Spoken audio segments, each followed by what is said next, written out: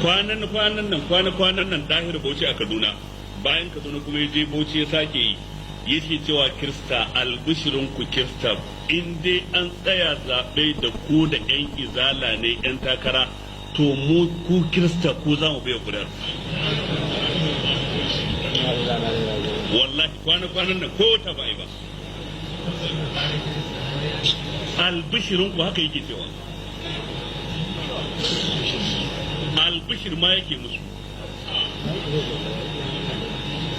Kuma yanzu idan an ɗauki wannan kasar an je an kai gidan sarki an ce Jafar ya ce kaza su kasar nawa ne waɗanda idan muna so sai muka gidan sarki ba limanci ba. Dahir Bauchi je ce dukkan ɗan izala ɗan zina ne.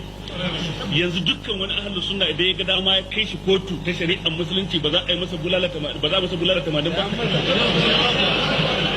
Ni in kai kara a yi masa bulala 80, duk masallacin da kowa 80 so nawa za a yi masa. Allahu Akbar.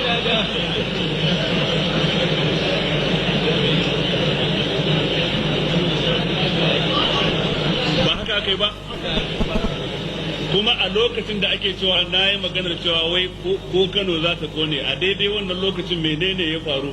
Ba mutane ne yan uwa ahlu suna samari a nan Marmara suna kokarin su yi karatu na ahlari da menene aka je aka sa ana jifan su ba, aka je ana jifan su a kofar gidansu, an farfasa waɗansu kai, an saru waɗansu, an soki waɗansu. Muna da bidiyo kaset din, muna da hotuna, kowace kotu za mu iya zuwa a duniya. A yanzu haka muna da bidiyo kaset din wannan. Ƙarya aka yi musu. Yaran da suka abin dubba suna nan ba haifaffun Kano yan unguwar bane ba. To kuma lokacin da aka zo aka yi taro da masallacin Shehu Tijjani aka dura ashar live a rediyo Kano, wannan shi kuma neman zaman lafiya ne? Neman zaman lafiya ne shi wannan? Amma shi wanda yanzu aka mai da shi sarkin yaƙi, wai yana nan inda da ransa sai ya ga ya tashi izala da Kano, ko sai ya tashi ahlus sunna da Kano, sai an kori duk baki daga Kano. A'a ku kyale shi, duk za mu fita mu bar musu garin su. Da ni da zo daga Daura da wani shehi cikin shehunan sai zo daga Jama'are,